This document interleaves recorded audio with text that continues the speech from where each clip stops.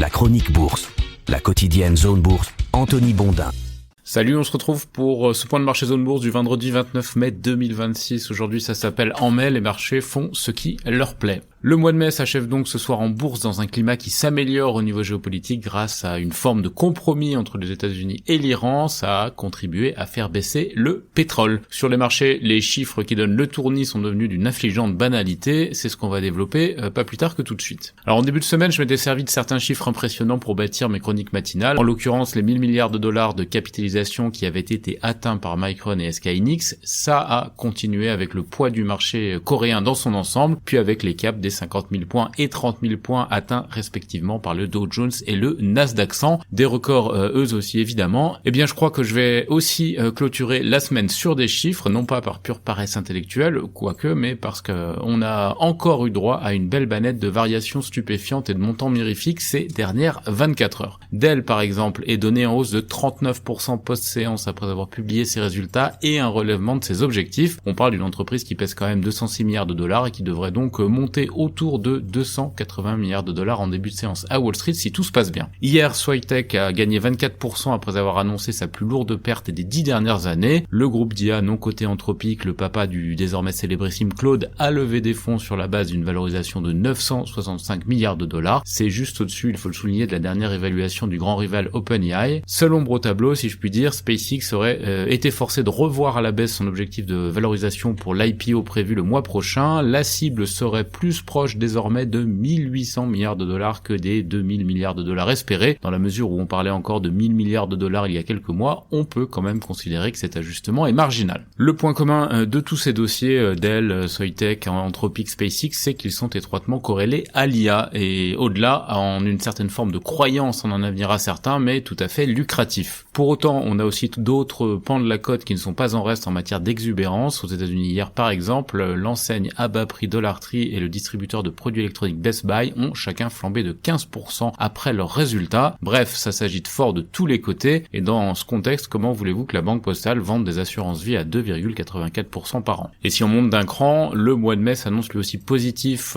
pour des marchés actions qui ont rendu hommage au célèbre dicton en faisant ce qui leur plaît le plus, c'est-à-dire monter. L'Europe fait quand même un petit peu pâle figure face aux variations bling-bling des autres zones géographiques. 2,2% de hausse pour le Stoxx Europe 600 en mai, au matin de la dernière séance mensuelle, et 5,5% de progression en 2026. C'est quand même 2 fois moins que le S&P 500 et sa hausse de 4,9% en mai et de 10,5% en 2026. Et je continue sur les chiffres avec un autre marché qui a fait encore mieux, le marché japonais, plus 9,4% en mai et plus 28,4% depuis le début de l'année. Tout le monde est quand même écrabouillé par la Corée du Sud, et non, je ne fais pas une fixette sur ce marché puisqu'on est à plus 24% sur le Kospi en mai et plus 94% en 2026. Comment voulez-vous qu'AXA vende des assurances vie à 2,84% par an après ça? Sur les autres classes d'actifs, c'est quand même un petit peu plus compliqué. Le pétrole en est à moins 17% en mai grâce aux promesses de détente au Moyen-Orient. Ça fait du bien à l'économie, mais il reste quand même en hausse de 50% en 2026. L'once d'or, elle, recule de 2,5% sur le mois de mai, ne progresse plus que de 4,4% en 2026. Il faut quand même rappeler que la relique barbare sort de 2 années très fastes. Elle est moins prisée en ce moment avec un 3e mois consécutif de contraction. Le Bitcoin, lui, il perd 4% en mai et 16% en 2026. La crypto-monnaie a perdu en effet ces derniers jours une partie de son rebond d'avril. Enfin, les obligations américaines, elles, vont baisser pour le 3e mois consécutif avec les craintes de relèvement de taux aux États-Unis, mais c'est une baisse qui est assez modérée. Le principal enjeu de cette dernière séance du mois de mai réside dans la poursuite du sentiment de détente au Moyen-Orient. Les dernières nouvelles disponibles font état d'un accord provisoire visant à prolonger le cessez-le-feu de 60 jours et à entamer de nouvelles négociations sur le programme nucléaire de Téhéran. Le vice-président américain J.D. Vance a indiqué que les États-Unis et l'Iran sont très proches d'un accord. Le très proche de J.D. Vance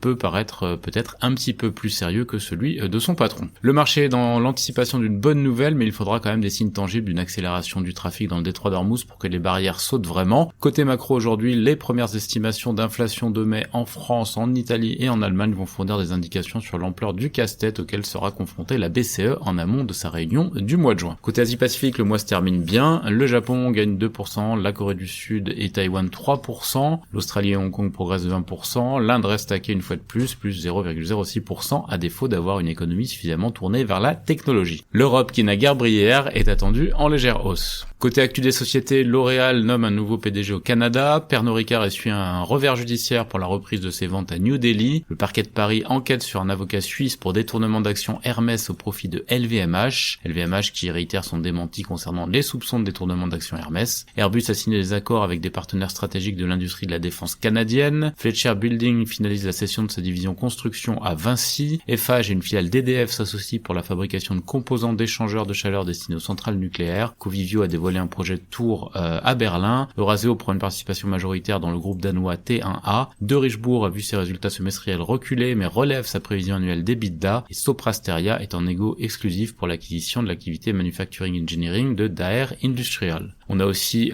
quelques résultats aujourd'hui, notamment ceux de Laurent Perrier et d'Abionics. Ailleurs en Europe, le nouveau CEO de Nikon mise sur une stratégie de prix agressif face à ASML pour relancer sa division polylithographique. AstraZeneca obtient le feu vert de la FDA pour une thérapie combinée contre le cancer de la vessie à base d'Imfinzi. SAP place un emprunt obligataire de 3,5 milliards d'euros. Banco Sabadell achève son programme de rachat d'actions de 435 millions d'euros. BBVA a créé une division dédiée à la transformation par l'IA. Unilever investit 270 millions de dollars dans un nouveau centre d'innovation aux États-Unis. Stanchart émet 1 milliard de dollars de dette obligataire. Groupe Bruxelles Lambert acquiert une participation de co-contrôle dans Rainer pour 500 millions d'euros. Et Indra va livrer un simulateur d'hélicoptère au service de secours aérien polonais. Côté États-Unis, Dell relève ses prévisions et vise 60 milliards de dollars de vente de serveurs IA. Le titre flambe donc de 39% hors séance. Gap dégringole en revanche de 14,5% après ses trimestriels et Okta prend 8% après avoir publié ses derniers chiffres. Microsoft s'apprête à lancer un nouveau modèle de codage la semaine prochaine. Pfizer et la société chinoise Innovent Biologics ont signé un accord mondial d'une valeur pouvant atteindre 10,5 milliards de dollars pour développer des médicaments contre le cancer. Amazon a supprimé son classement IA interne pour empêcher ses employés de se concentrer sur les scores d'utilisation selon le FT. Tesla demeure largement distancé par Waymo dans le déploiement des robotaxis au Texas. Autodesk rachète Maintainx pour 3,6 milliards de dollars. Omwet Aerospace dépose